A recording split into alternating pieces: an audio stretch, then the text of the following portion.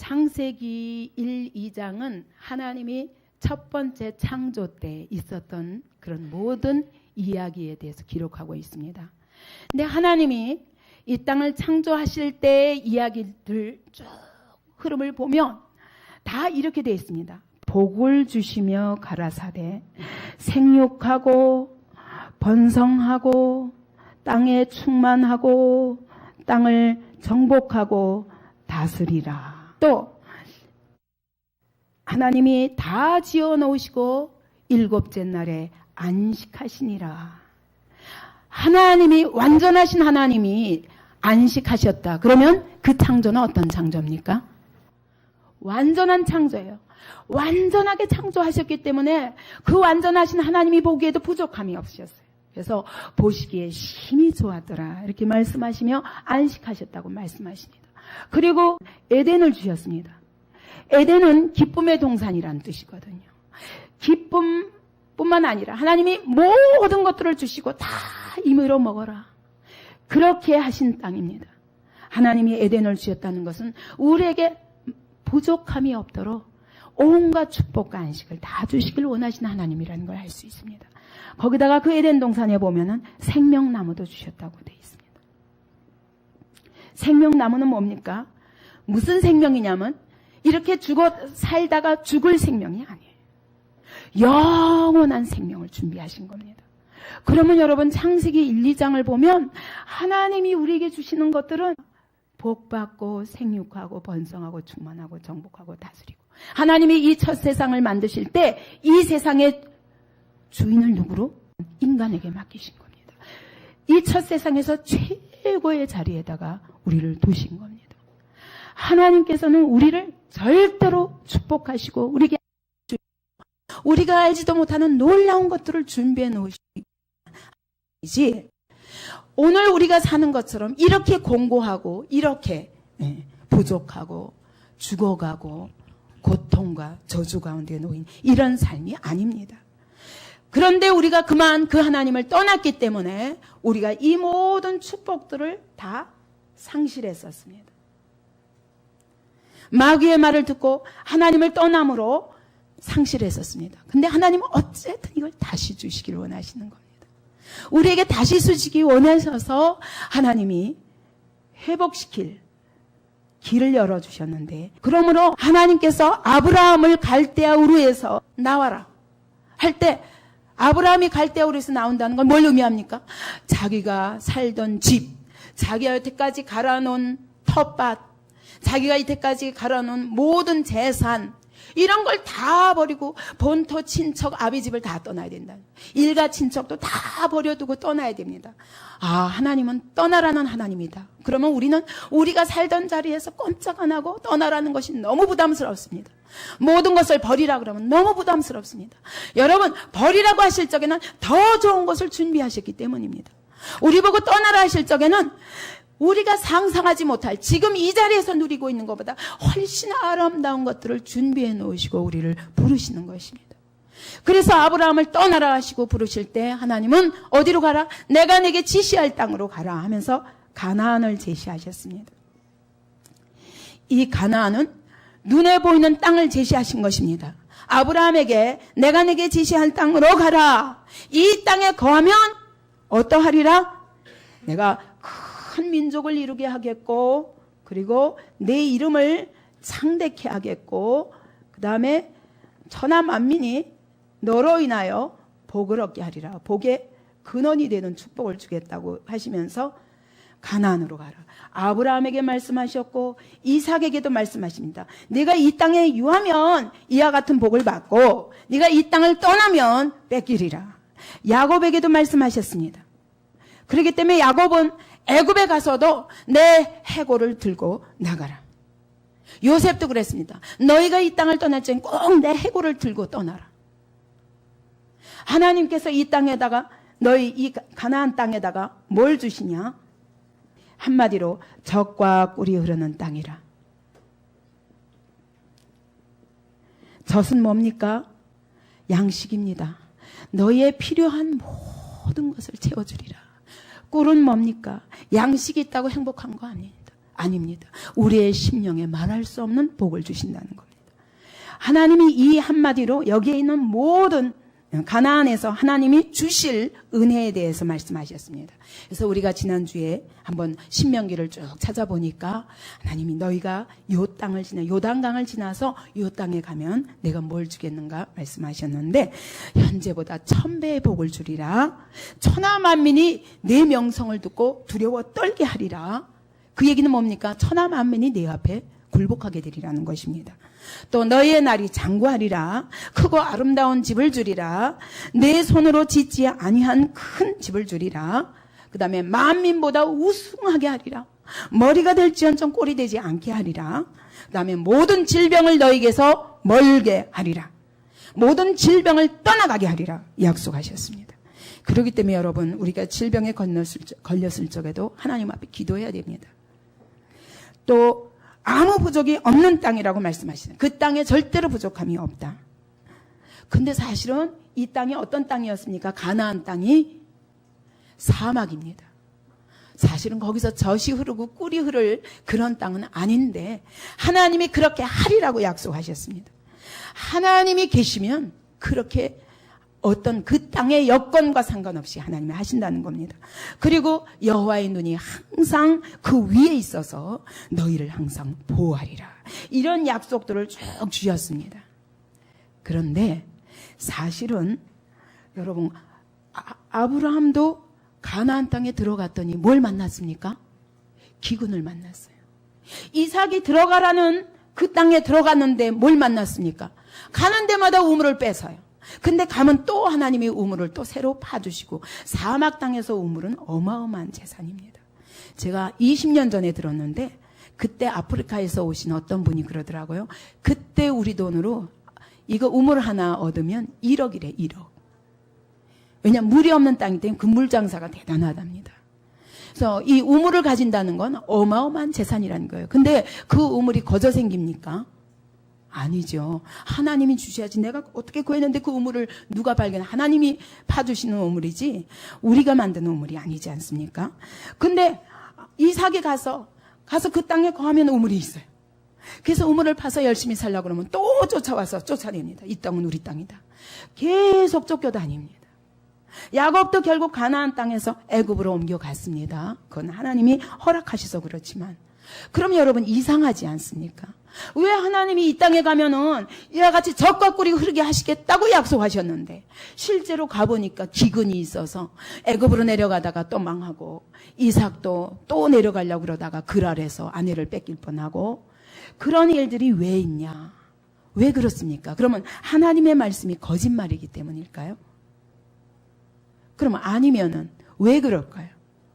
하나님이 젖과 꿀이 흐르는 땅이라고 그랬는데 왜 실제로 거기에 항상 풍년만 있었던 게 아니고 결국은 이 땅을 떠나서 또 애굽으로 가게 됐거든요. 왜 그랬을까요? 이것은 절대로 그림자의 복이지 하나님이 우리에게 주시고자 하시는 복의 그림자이지 이것 자체가 실체가 아니라는 걸 알 수 있습니다. 가나안 땅에 거하면 이런 것들을 주시겠다고 그랬는데 이 젖과 꿀이라는 것이 이 땅의 것은 그림자일 뿐이라는 거예요. 물론 하나님이 주십니다. 모든 만민보다 머리가 되게 하시고 그리고 현재보다 1000배나 축복하시고 질병도 멀리 떠나게 하시고 우리의 날이 장수하게 하시고 많은 축복을 주십니다. 분명히 주시지만 그것이 전부가 아니라 이것이 그림자에 불과하다는 것입니다. 그러면 이게 그림자라면 그러면 실체는 무엇인가? 실체는 무엇인가? 이 가나안의 실체는 바로 예수 그리스도라고 지난 시간에 말했습니다.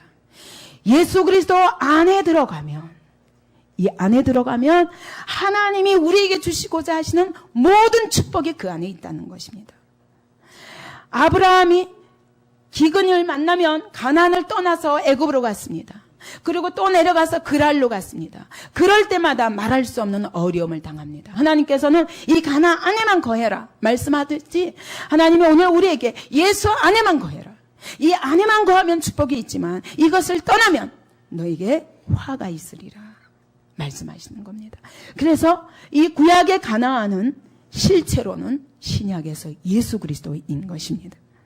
그러면 오늘 에베소서 1장 3절에 보니까 우리 주 예수 그리스도의 아버지께서 그리스도 안에서 하늘에 속한 모든 신령한 복으로 우리에게 복 주시되, 하늘에 속한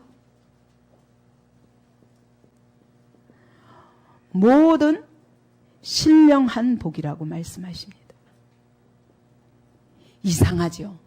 그냥 복이라고 안 그러시고 하늘에 속한 복이라고 그랬고, 그 다음에 신령한 복이라고 그랬고, 모든 복이라고 말씀하십니다. 이 하늘에 속한다는 것은 무슨 말이죠? 하늘에 속한다는 것은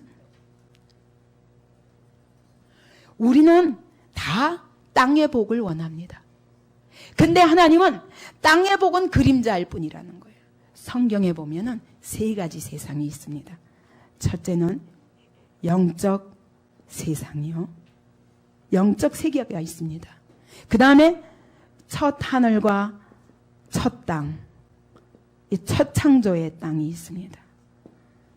여기에는 영적 세계에는 천사와 마귀가 있습니다. 마귀들의 세상입니다. 첫 하늘과 첫 땅은 여기 인간이 바로 이 땅의 주인 노릇을 하고 있습니다. 그러나 성경에 제3의 나라가 있습니다. 그것이 뭐냐면 새 하늘과 새 땅. 또다시 말하면 메시아의 나라입니다. 예수 그리스도로, 그분이 예수 그리스도께서 메시아로 오셔서 그분이 왕이 되시는 나라가 있습니다. 여러분, 이 영적 세상도, 이 첫 하늘과 첫 땅도 없어집니다. 성경에 분명히 뜨거운 풀목부처럼 없어질 것이고, 영원한 세상은 바로 메시아 왕국이라고 얘기합니다. 그러니까 하나님의 창조가 여기서부터 시작되어서 하나님의 창조가 새 하늘과 새 땅으로 이 모든 세계를 제하시고, 새 하늘과 새 땅으로 메시아 나라가 이 땅에 굳게 서는 것이 진짜 실체라고 말씀하시는 겁니다. 우리가 여기에 눈을 뜨지 않으면 왜 예수를 믿어야 되고, 왜 예수를 믿되 진실하게 충성되게 하나님의 말씀대로 살며 믿어야 되는가 알지 못합니다. 이 땅은 없어질 땅입니다. 하나님께서 우리에게 주시고자 하시는 복은 이 첫 하늘과 첫 땅에 속한 복이 아니라는 겁니다. 영원한 나라, 새 하늘과 새 땅, 예수 그리스도께서 왕이 되사 다시 세우게 될 그 나라가 참된 실체라는 것입니다.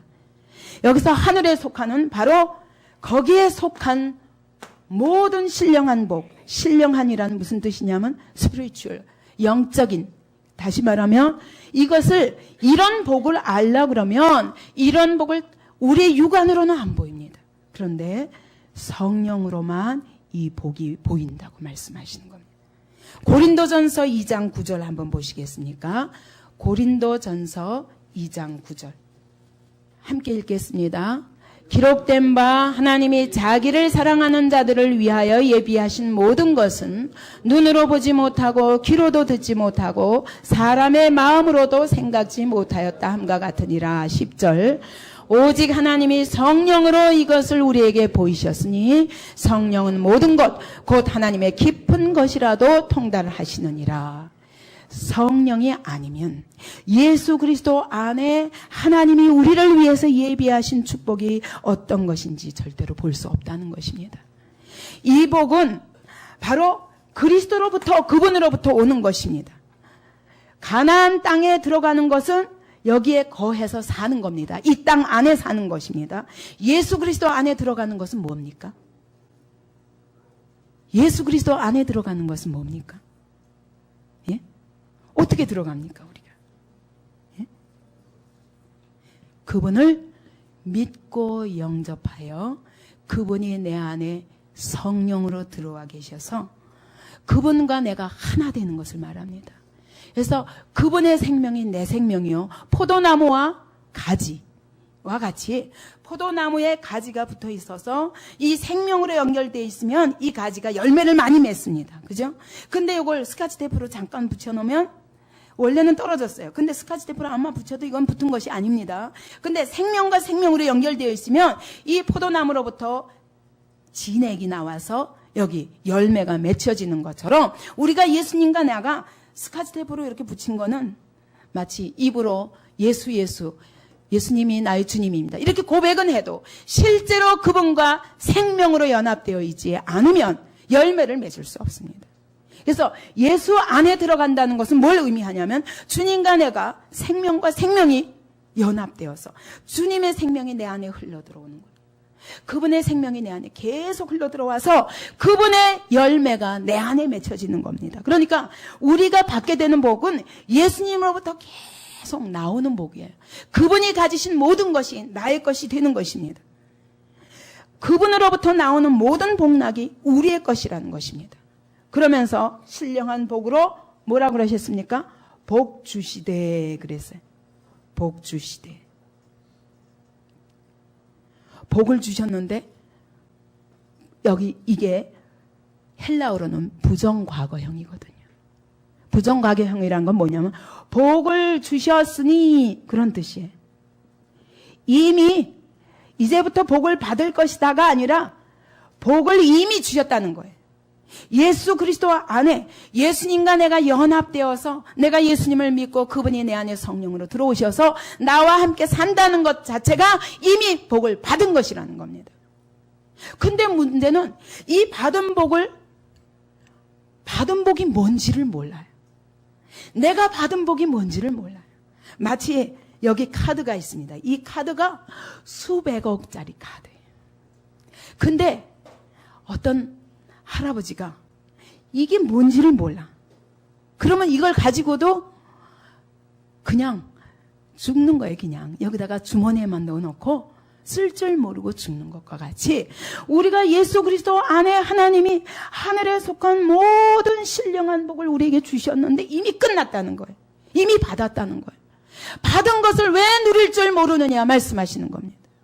이것을 누리는 것은 바로 하나님이 우리에게 약속하신 그 말씀들에 대해서 그걸 믿고 나의 것으로 깨닫고 그리고 내가 그렇게 확신하고 그리고 그것을 써야 되는데 그럴 줄을 모르는 거예요. 이게 우리의 신앙생활의 문제입니다. 예수님을 영접하고 끝나면 되는 게 아니에요. 그냥 이제 내가 구원받았다. 죽으면 천국 가겠구나. 요게 아니라니까요. 그게 끝난 게 아니라 오늘 내가 예수를 믿는다는 것 그리고 예수를 믿음으로 인해서 그 예수를 통해서 내가 받는 복이 어떤 것인가를 알고 내 이 땅에서의 삶에 누려야 된다는 것입니다. 그것이 예수 안에 들어가는 것입니다. 이스라엘 백성도 그랬어요. 아브라함도 히브리서에 보면 뭐라 그러냐면 그가 가나안 땅에 사는데 마치 외국에 사는 것처럼 살았대요. 그렇잖아요. 그 당시에 가나안은 자기 땅이 아니었거든요. 외국에 살고 있는 것입니다. 그런데도 그는 뭐라 그랬냐면 하나님의 경영하시고 지으실 터가 있는 성을 바랐으므로 이 땅에 우거하였다.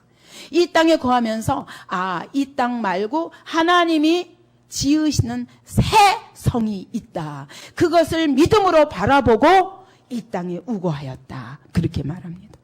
모세도 보니까 내가 그리스도를 위하여 받는 능력을 애굽의 모든 보화보다 더 큰 재물로 여겼으니 이는 상 주시는 이심을 바라보았습니다. 그랬어요. 모세도 가나안을 향해서 가는데 이스라엘 백성을 끌고 사실 자기 혼자 애굽 땅에서 왕자로서 그 영광을 누리면 되는데 그걸 안 하고 포기하고 이스라엘 백성과 함께 어디로 갔냐? 가나안 땅으로 갔는데 거기에 많은 능력과 많은 어려움이 있었단 말이에요. 근데 이걸 다 참았는데 무엇 때문에 참았냐? 그리스도를 위하여라고 말합니다. 그걸로 봐서도 모세도 가나안을 바라봤지만 그 가나안이 뭐라는 걸 알았냐면 그리스도라는 걸 알았다는 거예요. 아브라함도 이 땅에서 결국은 손님처럼 나그네처럼 죽었습니다. 그는 이 땅에 살았지만 이 땅을 바라본 게 아니라 이 땅을 통해서 하나님이 주시겠다고 하신 그 약속을 믿고 바라보고 거했다고 말합니다. 구약의 성도들도 다 예수 그리스도를 바라보고 예수 그리스도를 통해서 우리에게 주실 복을 믿고 그리고 주고 간 거예요. 그렇기 때문에 야곱도 내 시체를 거기다 가져가라. 아니, 그 땅에서 뭘 얻는다고 시체까지 가져가라냐. 그 땅이라고 말씀하지만 그 땅이 아니라 실체의 복이 있다는 겁니다. 그 복을, 야곱도 그 복을 바라보고 누렸고, 아브라함도 그 복을 바라보고 죽었고, 이삭도 그 복을 바라보면서 가나안 땅에 거했다는 거예요. 여러분, 이와 같이 구약 성도들도 다 가나안 땅에 살았지만 이 땅이 아니라 이 땅은 그림자요, 실체의 복이 있다는 걸 보고 죽었다는 거예요.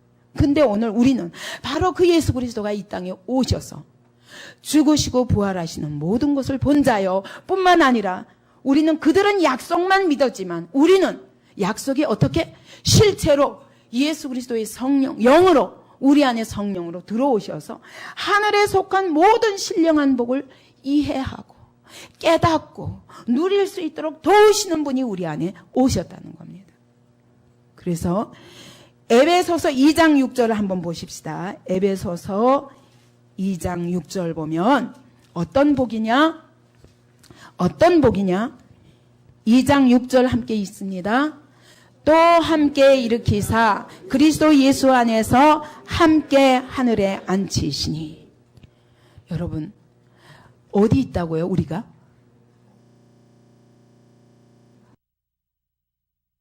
여러분, 예, 예수 그리스도께서 죽으셨다가 부활하시고 어디 앉아 계십니까? 하나님 보좌 우편에. 결국 메시아 왕국의 왕으로 앉아 계시다는 거예요, 그분이. 분명히 여러분, 우리가 눈을 뜨면, 성경을 통해서 눈을 뜨면 이 세상에는 우리가 눈에 보이는 이 땅만, 지구만 있는 것이 아닙니다. 눈에 보이는 이 세상만 있는 게 아닙니다. 성경을 보면 분명히 영적 세상이 있고, 그리고 하나님이 메시아를 통해서 세우실 새 하늘과 새 땅의 나라가, 메시아의 나라가 있다는 거예요. 그러므로 오늘 예수 그리스도를 믿는 자들은 어떤 자들이냐? 예수 그리스도께서 여기 가서 왕이 되어 계신 것처럼 우리도 이미 여기에 가 있다는 거예요. 다시 말하면 우리의 주소가, 이 땅에 살고 있었는데 우리의 주소가 여기서 여기로 옮겨진 거예요. 주민등록증이 거기 가 있는 겁니다. 등기가 그쪽으로 이전되어 있는 것입니다. 우리는 어디에 속한 자이냐? 그리스도의 나라, 그 나라에 이미 앉혀진 거예요. 그래서 여기서 이 그리스도께서 왕노릇 하시는 것과 같은 그런 왕노릇 하는 삶이 이제부터 시작된다는 거예요. 그분이 하늘에 앉혀 계시듯이 우리도 그 나라의 하나님의 보좌 위에 함께 앉은 신분으로 살라는 것입니다. 더 이상 이 땅에서 전전긍긍하고 이 가나안 땅, 눈에 보이는 땅, 이 땅의 복에 집착하지 말고 이건 그림자일 뿐이요, 진짜 영광스러운 복이 여기 있다는 거예요. 그렇다고 이거 안 주시겠다는 게 아니에요. 그의 나라와 그의 의를 구하라. 그러면 이 모든 것은 거저주시는 겁니다. 근데 왜 너희의 관심이 여기 그림자에 있냐, 그거예요. 여기 실체로 옮겨져 가라는 겁니다. 하늘에 속한 복이 우리에게 이미 있다는 것입니다. 그분이 왕으로 즉위했듯이 우리가 그리스도와 함께 왕노릇하리로다. 다스리는 자로 더 이상 하나님께서 언젠가는 이 세상을 다 멸하시는 날이 옵니다. 마치 이거와 같습니다. 저희 전에 집 생각하시죠? 군포에. 그 집은 어떤 집이냐면 무너질 집이었어요. 그죠? 그 집은 시한적으로 언제까지 다 무너뜨립니다. 그리고 시간을 줬어요. 그래서 이쪽에다가 딴 집을 짓기 시작했습니다. 그러는데 여기 무너질 텐데 이 땅에 계속 살면서, 그 집에 살면서 안 나가. 그리고 버티면 어떻게 돼요?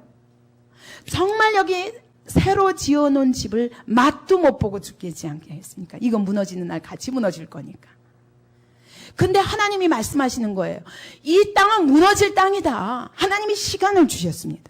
분명히 이 땅에 시간을 주셨습니다.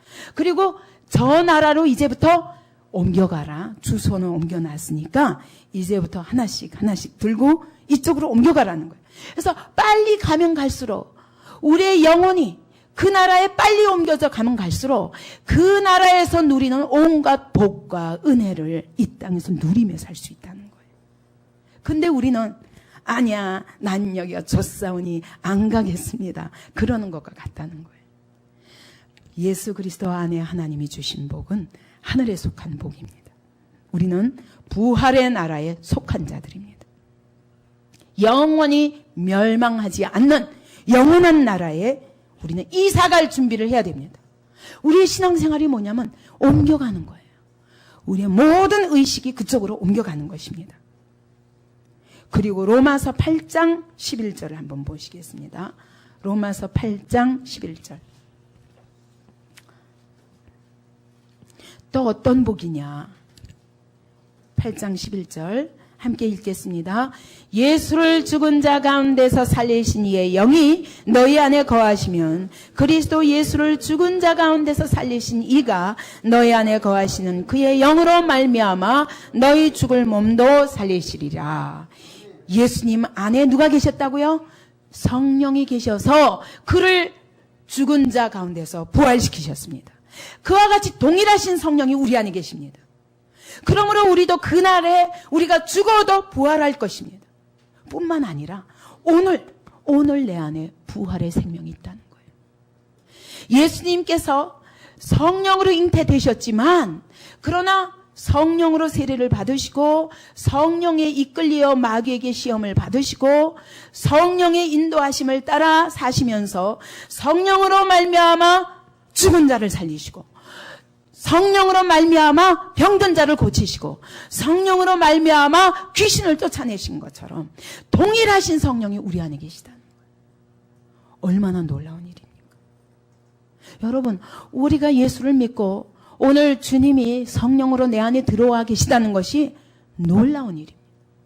예수님, 그러므로 예수께서 행하시던 이 땅에서 행하시던 그 동일한 일을 우리도 이 땅에서 행할 수 있다 하실 뿐만 아니라 그보다 큰 것도 하리니 우리 안에 계신 성령으로 말미암아 이런 놀라운 축복을 누리는 삶을 살 수 있다고 말씀하신, 오늘 우리 안에 부활의 생명, 부활의 영이 계시다는 겁니다.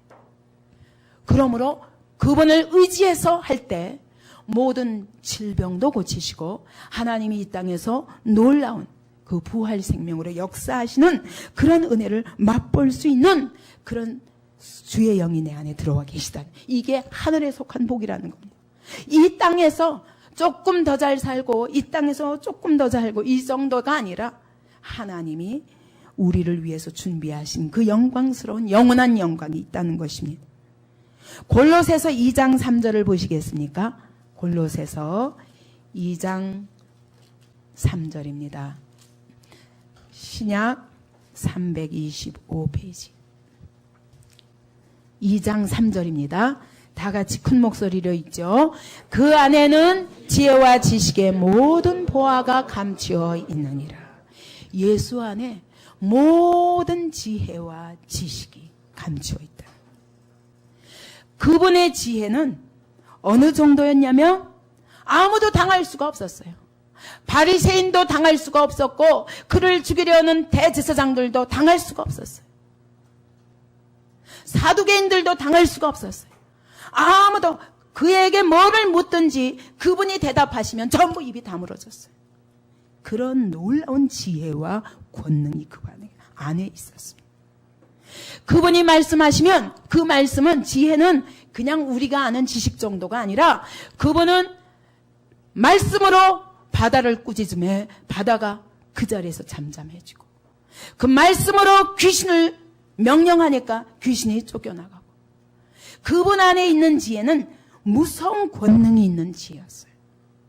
그런 지혜가 오늘 우리가 그리스도 안에서 그분께 연합하여 그분께 전폭적으로 의지하고 그분으로부터 받기만 하면, 그분의 지혜가 오늘 우리의 지혜요, 그분의 지식이 우리의 지식이요, 그분 안에서 역사하시는 그 부활의 권능이 바로 우리의 삶 속에서도 일어난다. 어마어마한 축복이에요. 근데 우리가 그분을 의지하지 않는 것입니다. 이것은 아까 고린도전서 2장 9절 말씀처럼 우리의 눈이 감겨서 그렇다는 거예요. 이 땅의 것밖에 볼 수밖에 없는 이 타락한 눈으로는 절대로 볼 수 없는 것이라. 성령의 눈으로 바뀌지 아니하면 이것이 보이지 않는다는 겁니다. 이런 하늘에 속한 모든 신령한 복을 우리는 이미 받았다고 말해요. 이미 받았다고 말해요. 그러므로 새 복을 구하지 말고 이미 받은 복을 깨닫고 누릴 줄 알라. 이렇게 말씀하시는 겁니다. 이게 왜 안 되냐면 하나님이 이와 같이 놀라운 것들을 약속하셨는데 못 믿는 거예요. 못 믿는 거예요. 우리가 예수 그리스도를 나의 구주로 영접합니다. 고백해놓고도 이젠 내가 주님과 함께 살겠습니다. 고백해놓고도 따로따로 살아요. 주님은 주님, 나는 나. 따로따로 살기 때문에 우리의 삶 속에서 그분의 그 지혜가 나의 지혜가 되지 못하고 그분의 지식이 나의 지식이 되지 못하고 그분 안에 있는 하늘의 권세가 나의 권세가 되지 못하고 그분이 오늘 그 나라에서 영광스러운 자리에서 만물을 통치하시는 그분의 권능이 나의 권능이 되지 못하고 그리고 우리는 여기서 쭉 처져서 살고 있는 것입니다. 하나님께서 원래 창조하실 때 하나님의 창조 질서는 어쨌냐면 하나님이 맨 위에 계셨습니다. 그리고 그 다음에 누구였어요? 하나님이 원래 창조하신 세상에서 원래 창조 질서는 그 다음에 누구였어요? 사람이었습니다. 그 다음에 누구였어요? 네? 천사. 그 다음에 누구였어요? 뭐였어요? 그 다음에? 응? 그 다음에? 동물, 식물, 그 다음에 뭐였어요? 물질, 무기물이겠죠. 그리고 그 다음에 맨 밑에 누구? 마귀. 이랬다니까. 하나님의 원래 창조 질서는. 그런데 인간이 범죄함으로 인해서 질서가 바뀌었습니다. 어떻게? 하나님 맨 위에 계시지만 그 다음에 누가?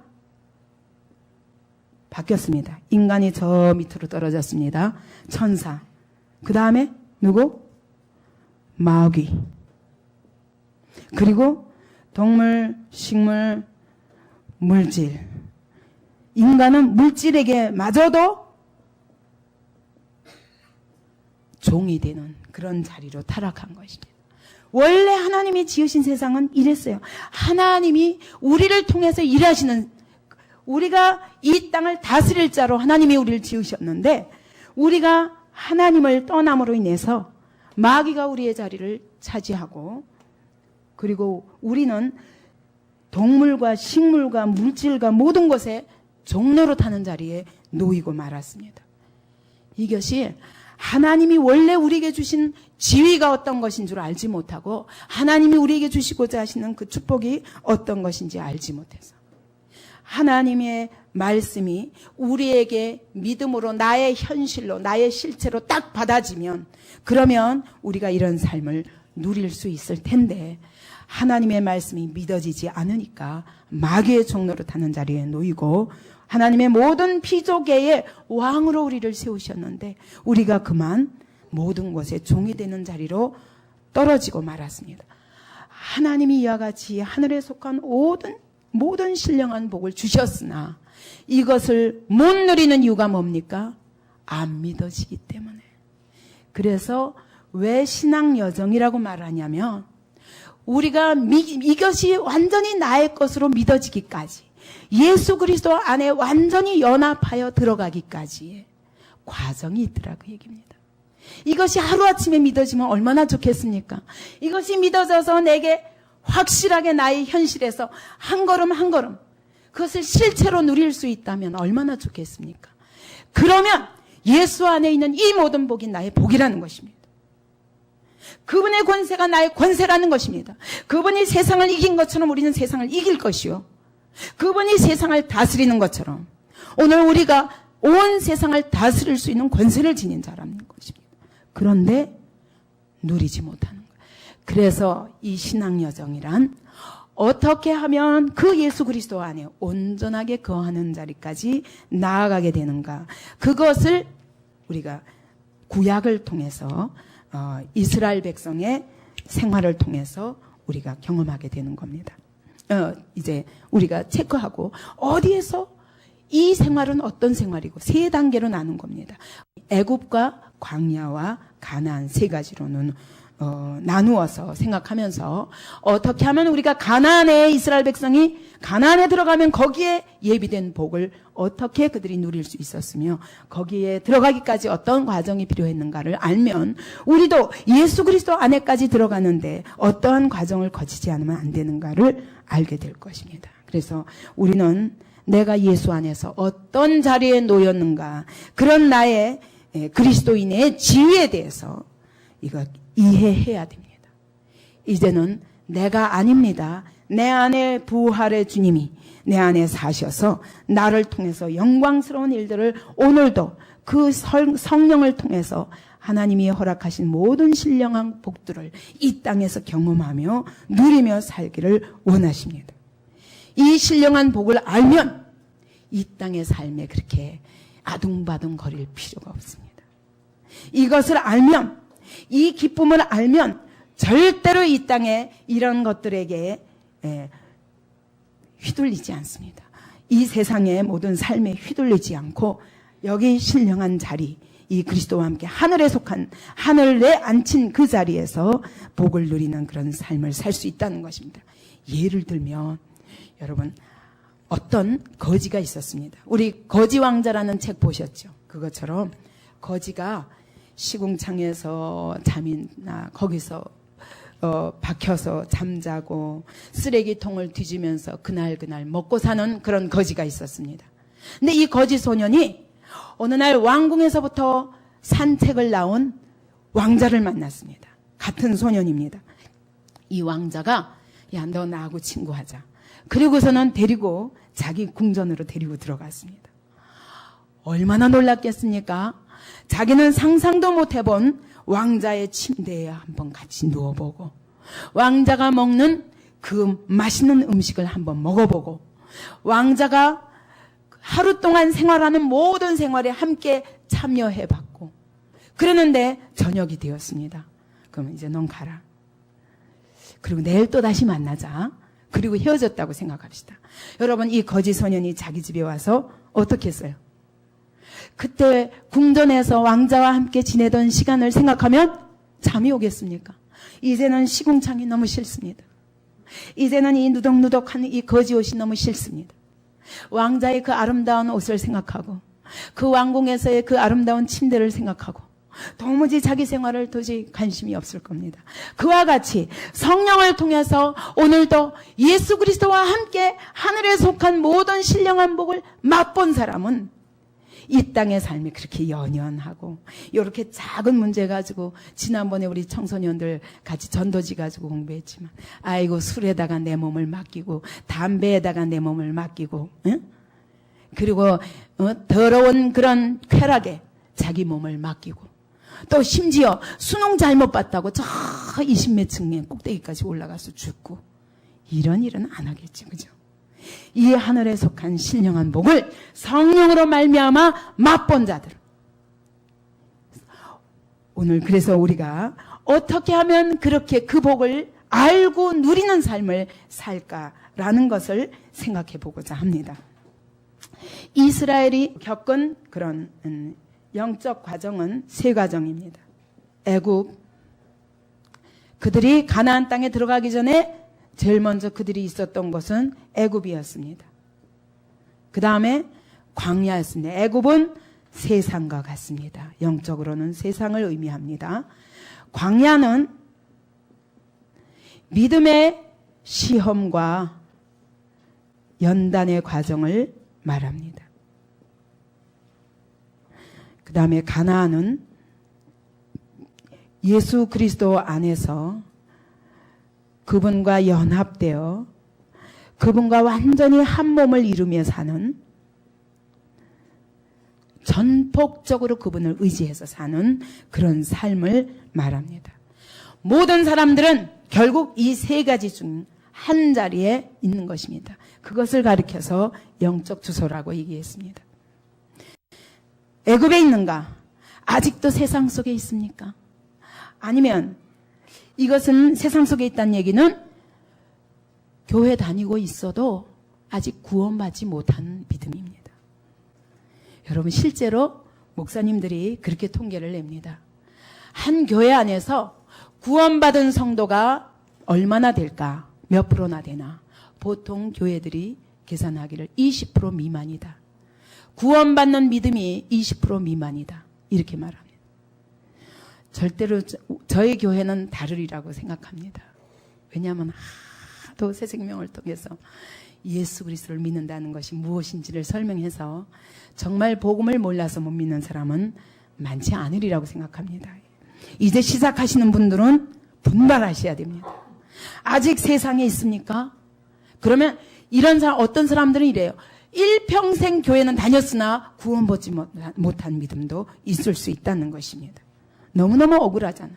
예수도 모르고 세상 가운데 살면서 여전히 죄와 사단의 종노릇하며 세상 풍속을 좇고, 이 삶의 특징은 세상 풍속을 좇고 그리고 자기 육신의 정욕을 좇고 이런 삶입니다. 교회 몸만 왔다가 딱 돌아서면 그 다음에 다 잊어버립니다. 그리고 내 마음대로 사는, 그리고 세상을 쫓아다니면서 세상이 좋아하는 거 질질질질 끌려다니면서 세상의 종로를 타는 그런 삶입니다. 그런가 하면 시험과 연단의 과정인 광야 같은 삶이 있습니다. 예수를 믿었습니다. 구원도 받았습니다. 그러나 연단이 너무 긴 거예요. 어떤 사람은 이럴 수 있습니다. 어려서 주일학교 때 교회 나갔습니다.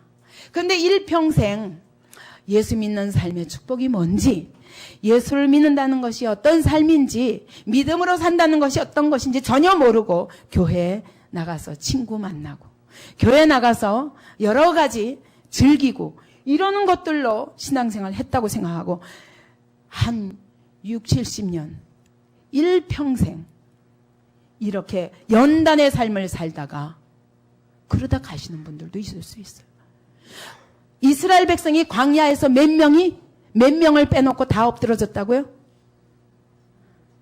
여호수아와 갈렙 두 사람을 빼놓고는 1세대가 다 광야 생활로 끝났다, 그 얘기예요. 그러면 이것이 바로 우리에게 경계가 되어야 된다. 예수를 믿고 구원받아도 맨날 믿음의 시험만 당하는 거예요. 그러니까 이스라엘 백성이 어떻게 합니까? 가다가 쓴물이 생기면 원망하고 불평하고 우리가 왜 왔냐? 차라리 애굽에 있을걸. 애굽에 있으면 단물이 많았는데. 또 조금 가다가 하나님이 쓴물을 단물로 변화시켜 주셔도 그 다음에 조금 가다가 또 먹을 게 없다고 원망합니다. 우리 돌아가겠다.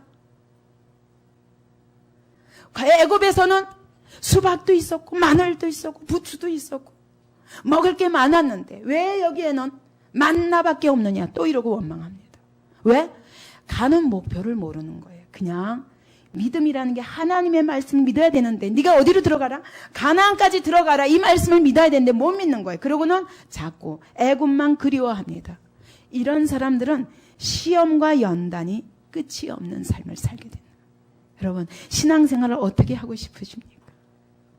어떤 사람은 6, 70년을 이렇게 살다가 마지막 가기 직전에 가나안의 삶이 있었구나, 잠깐 맛보다가 그냥 가시면 너무너무 섭섭하죠. 너무너무 이런 인생은 이 땅에서 그냥 뭘 먹고 하나님의 은혜로 먹고 마시는 것으로 끝나는 삶이에요. 하나님 앞에 영광의 도구로 절대로 쓰일 수 없습니다. 이런 삶. 일평생 그 광야에서 뱅글뱅글 돌다가 그러다가 그냥 겨우 먹고 마시고 그리고 가는 것입니다. 사실은 여기 숫곳에서 블레셋 땅을 지나서 직접 직선 코스로 가면 보름밖에 안 걸리는 땅이에요. 그걸 40년 동급입니다. 오늘날 자동차로 가면 4시간밖에 안 든대요. 그런 짧은 거리를 40년을 사막에서 뱅글뱅글 한 겁니다. 혹시 우리가 신앙생활을 그렇게 하고 있지 않은지, 우리가 가야 할 곳은 예수 그리스도 안에 들어가면 되는데 그 예수 그리스도 안에 들어가지 못하고 쓸데없이 예수를 이름은 부르지만 애굽과 똑같은 삶을 사는 거예요. 그 마음과 생각에 삶의 변화가 없고 마음의 변화가 없는 것입니다. 가치관의 변화가 없는 것입니다. 그러면 우리의 이 광야 생활이 길 수밖에 없습니다. 모세의 광야 생활은 몇 년이었죠? 40년이었습니다. 개인으로서. 요셉의 광야 생활은 몇 년이었어요? 한 13년 내지 15년 된 걸로 봐요. 그죠? 그가 감옥 지내면서 결국 30세에 애굽의 총리가 됐거든요. 그래서 다윗도 보니까 10수년이더라고요. 그래서 보니까 제가 가만히 생각해 봤어요.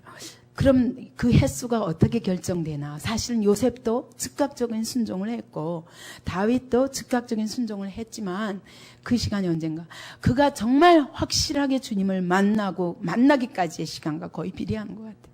모세는 애굽에서 40년 지냈기 때문에 40년은 연단을 받아야 생각과 가치관이 바뀌고, 요셉이 아버지 밑에서 10수년 산 것만큼 10수년 동안 또 연단을 받고, 그래서 이와 같이, 그래서 여러분 되도록이면 젊어서 하루라도 빨리 주님을 알면 광야의 기간이 짧습니다. 그래서 누구든지 애굽에서부터 출발하는 겁니다. 태어나자마자 아무리 모태신앙이라도 애굽에서부터 태어나는 거예요. 여러분, 아버지 엄마가 예수 믿었기 때문에 내가 일찍부터 교회 나갔다, 그 상태가 다 구원받은 상태가 아닙니다. 자기 믿음으로 애굽에서 나와서 광야를 거쳐서 그리고 가나안까지 들어가야 하는 과정이 필요합니다. 그렇기 때문에 모든 사람은 이 세 과정을 안 거칠 수가 없어요. 다만 이 광야의 시간이 짧으냐 기냐의 차이일 뿐입니다. 어떻게 하고 싶습니까? 아직도 많이 헤매시고 싶습니까? 하루라도 빨리 가나안에 들어가서 정말 하나님이 축복하시는 삶, 그리스도 안에서 누리는 이 하늘의 신령한 이런 모든 복을 누릴 때 이 땅에서의 삶은 물론 하나님이 책임져 주십니다. 그래서 이 땅의 광야를 헤매고 있는 동안에는 절대로 제가 제 경험으로 봐서 뭐든지 잘 되는 일이 없더라고요. 요 기간 동안에는 내 딴에는 열심히 했는데 항상 고통이 따르더라고요. 여러분 지금 어느 자리에 있습니까? 이 땅에 있는 동안에는 열심히 돈 모아도 헛거예요. 헛거. 열심히 내 딴에는 건강을 챙겨도 헛거예요. 헛거. 여기 광야를 걷고 있는 한은 그래서 우리 집사님들 새로 사업 시작하실 때 빨리 그리스도 안에 먼저 영적인 주소를 가나안으로 바꿔야 여기서부터 진짜 하나님이 예비하신 놀라운 축복과 하나님의 영광을 드러내는 삶이 있습니다. 근데 여기 있는 한은 사업을 해도 잘 안 되고, 여기에 있는 한은 우리의 삶이 잘 될 것 같은데 고통이 항상 따릅니다. 왜? 그리스도 안에 가기까지 하나님이 훈련하시는 과정이기 때문에. 그래서 여러분 정말 잘 살고 싶습니까? 정말 성공하고 승리하는 그런 삶을 살고 싶습니까? 그러면 내가 무엇하기 전에 뭘 해야 됩니까? 영적인 주소를 빨리 바꿔야 됩니다. 가나안으로 들어가야 됩니다. 여러분 광야 생활은 너무 억울합니다. 이거는 세상의 재미도 없고 하나님이 가나안에 주신, 그리스도 안에 주신 이 축복된 삶도 없고 이 재미도 없고 이 재미도 없고, 이 광야는 사막과 같아서 아무것도 나는 건 없고, 날마다 문제를 만나고 문제 앞에서 불평하고 원망하고 겨우 해결해 주시면 기도 응답하셨다. 그랬다 또 가서 또 문제 만나면 또 원망하고 불평하고, 이런 삶의 연속입니다. 이런 삶은 절대로 하나님 앞에 영광 돌리는 삶을 살 수가 없습니다. 우리는 그리스도 안에 들어가야 됩니다. 그리스도께 온전히 믿음으로 연합하여서 그분이 소유하신 모든 것이 나의 것이 되도록 내 삶에서 그렇게 그분을 믿고 의지함으로 살아가서 그분의 그 영광스러운 삶에 참여하는, 그분의 영광에 참여하는 삶을 살아야 될 것입니다. 이런 사람은 이 땅의 모든 문제에 대해서 초월하고 삽니다. 그러므로 그리스도 때문에 기뻐하고 그리스도로 인하여 감사하고, 이와 같이 사고방식이 변화되고 우리의 삶의 방식이 변화되어야 됩니다. 신명기 8장 한번 보시겠습니다. 마지막으로 신명기 8장입니다.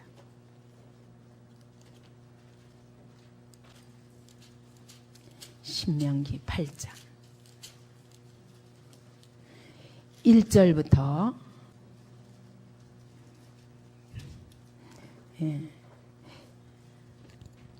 3절까지 함께 읽겠습니다. 내가 오늘날 명하는 모든 명령을 너희는 지켜 행하라. 그리하면 너희가 살고 번성하고 여호와께서 너희의 열조에게 맹세하신 땅에 들어가서 그것을 얻으리라. 내 하나님 여호와께서 이 40년 동안에 너로 광야의 길을 걷게 하신 것을 기억하라. 이는 너를 낮추시며 너를 시험하사 내 마음이 어떠한지 그 명령을 지키는지 아니 지키는지 알려 하심이라.